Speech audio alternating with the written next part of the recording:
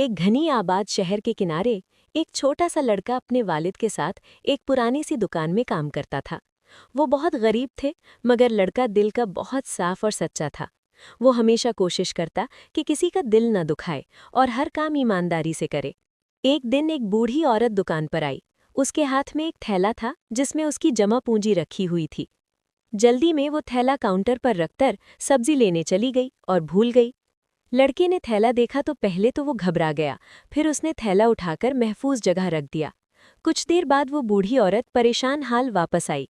उसकी आंखों में आंसू थे और आवाज कांप रही थी। वो कहने लगी, बेटा, मेरा थैला कहीं यहाँ तो नहीं रह गया, उसमें मेरी सारी जमा पूंजी थी।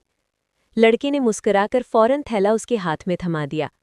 ये देखकर बूढ़ी औरत की आंखों से खुशी के आंसू बहने लगे। उसने दिल से दुआ दी और कहा, बेटा, तुमने मेरी जिंदगी की सबसे बड़ी परेशानी दूर कर दी है। अल्लाह तुम्हें हमेशा खुश रखे। ये वाकया देखकर दुकान के मालिक और आसपास के लोग भी बहुत मुतासिर हुए। कुछ दिन बाद इसी इलाके के एक बड़े ताजिर ने लड़के की ईमानदारी के बारे में सुना और उसे अपनी बड़ी दुकान में अच्छी नौकरी की पेशकश कर दी।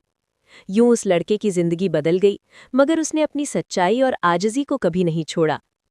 सबक: सच्चाई और ईमानदारी इंसान को इज्जत और कामयाबी अता करती है। मज़ीद कहानियों के लिए सब्सक्राइब करें।